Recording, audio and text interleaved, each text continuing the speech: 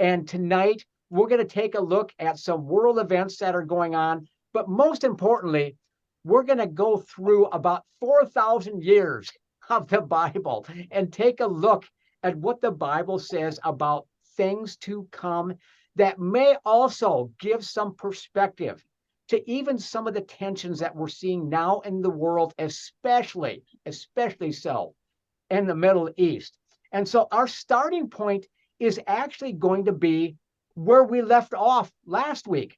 And we're going to go all the way to the book of Revelation. We're going to take a look at Revelation chapter 12. And so if you have a Bible, an app, Julie is also going to put these passages up on the screen, or at least as many as she can get to. We are going to be going pretty quickly from one passage to the next.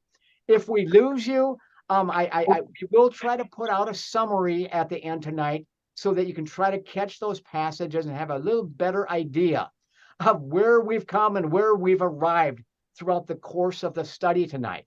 So we're in Revelation chapter 12, and last week we took a look at Jesus performing a miracle of having power, not only physical things, but over the spiritual world as well. And we saw him cast out a demon from a man who had been bound, completely wreaking havoc with his life.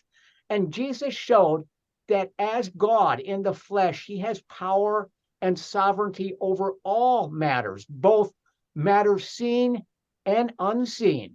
This is going to kind of pick up where we left off and hopefully give us a little perspective on some of those spiritual battles that are surrounding us that may help to better explain some of what's going on even in the world today that looks like it's more of just kind of on human terms, but really there's battles playing what's happening. So a great sign appeared in heaven, a woman clothed with sun. I'm going to tell you right now, this woman is Israel.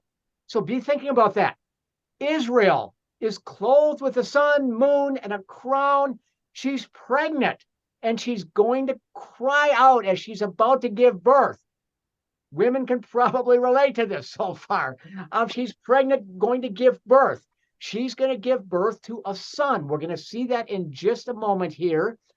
Another sign appears, an enormous red dragon. Who does this sound like if you just had to guess already? Anyone? Satan. It is. It's Satan. We're going to see him identified shortly here. And it talks about he's got these horns and heads and crowns.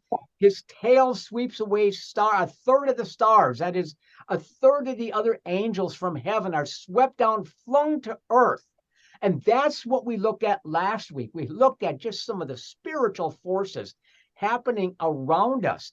We also looked last week at God's protection in our lives.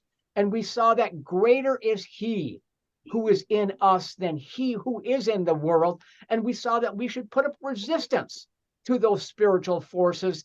And literally, the devil or those evil dark forces will flee from us. Draw near to Jesus. He draws near to us. He is God, our creator, our sustainer, our protector.